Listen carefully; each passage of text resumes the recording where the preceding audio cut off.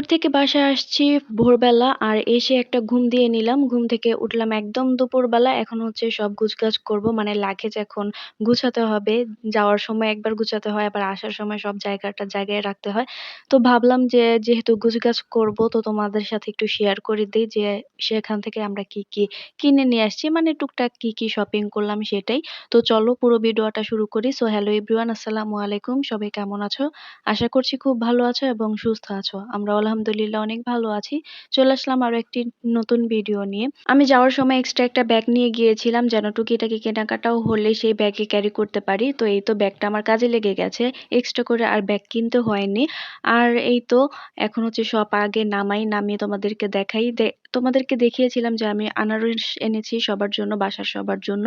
তো এখানে হচ্ছে আনারস ছিল আর আমার জন্য এই ব্যাগটা নিয়েছি। আর এটা হচ্ছে হ্যান্ডমেড, মানে হচ্ছে পাহাড়িরা হাতে বোনায় এই ব্যাগগুলো। তো এই ব্যাগটা নিয়ে নিয়েছি আমার জন্য একটা।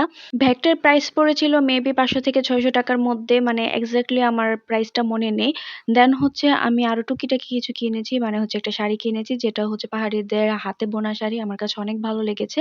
তো এই শাড়িটার প্রাইস নিয়েছিল 550 টাকা। আমার কাছে মনে হয়েছে রিজনেবল প্রাইজের মধ্যে। তারপর হচ্ছে আমার মেয়ের জন্য একটা পাহাড়ি ড্রেস নিয়েছি যেটার প্রাইস পড়েছে 250 টাকা। আমার বাবার জন্য একটা শাল নিয়েছি যেটার প্রাইস পড়েছে 500 টাকা।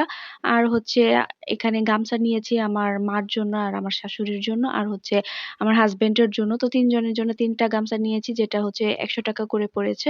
তারপর হচ্ছে আমার মেয়ে টুকিটাকি খেলনা কিনেছে আর এই বাঁশের মগগুলো কিনেছি আমি সাজেক থেকে, যেটা হচ্ছে ৩ টা একসাথে কিনেছিলাম।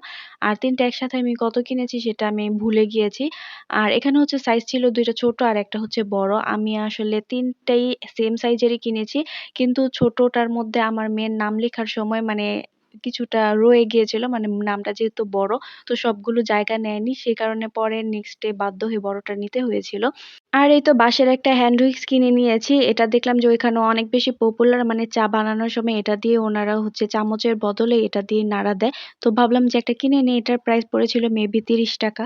কোনটা তোমাদের কাছে বেশি ভালো লেগেছে অবশ্যই কমেন্টস করে জানিও। আজকের ভিডিও এ পর্যন্তই। সবাই ভালো থেকো, সুস্থ থেকো। আল্লাহ হাফেজ।